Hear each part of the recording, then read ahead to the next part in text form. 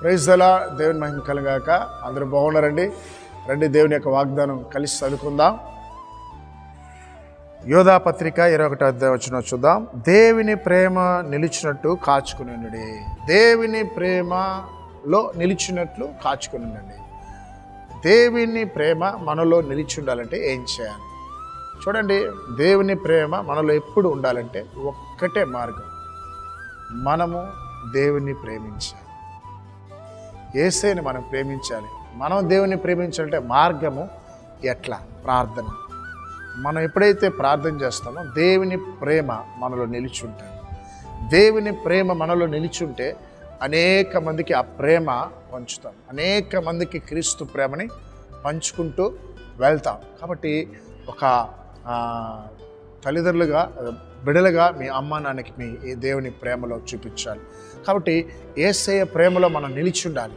ఆ ప్రేమ ఉంటేనే మనలో మంచితనం ఉంటుందండి. దేవుని ప్రేమ ఉంటేనే దయాళత్వం ఉంటుందండి. ఒక పేదవారి మీద కనికరం చూపిస్తాం, వృద్ధుల మీద దయ చూపిస్తాం. లేదంటే మన హృదయం కఠినంగా మారిపోతుంది.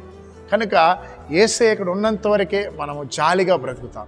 కనుక యేసయ్య ప్రేమ మీ హృదయాల్లో, మీ కుటుంబాల్లో నింపబడినగాక. ప్రార్థన చేద్దాం. తండ్రి, ఉదయకాలన ప్రభా, ఎంతమంది రోడ్డు మీద, ట్రైన్లో ప్రయాణాలు చేస్తున్నారో బిడ్డలందరికీ మీరు తోడున్నది. బిడ్డలందరినీ రక్షించమని ప్రార్థిస్తున్నాం. ముఖ్యంగా యేసయ్య, ఎంతమంది అయితే నా ప్రభా నాయనా వృద్ధాపంలో ఉన్న తల్లిదండ్రులు ఉన్నారో వారికి సహాయం చేయండి నా ప్రభా.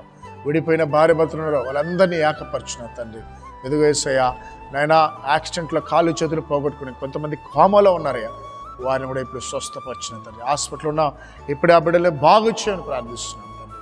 ఎదుగు వాగ్దానం వింటున్న నా దూర ప్రాంతాల్లో ఉన్న విశ్వాసం ఇస్తున్న ఇప్పుడే వారి జీవితంలో అద్భుతం జరిగించండి. పరిశుద్ధాత్మను కార్యం జరిగించమని యేసు నామములో ప్రార్థిస్తున్నాం తండ్రి. ఆమేన్.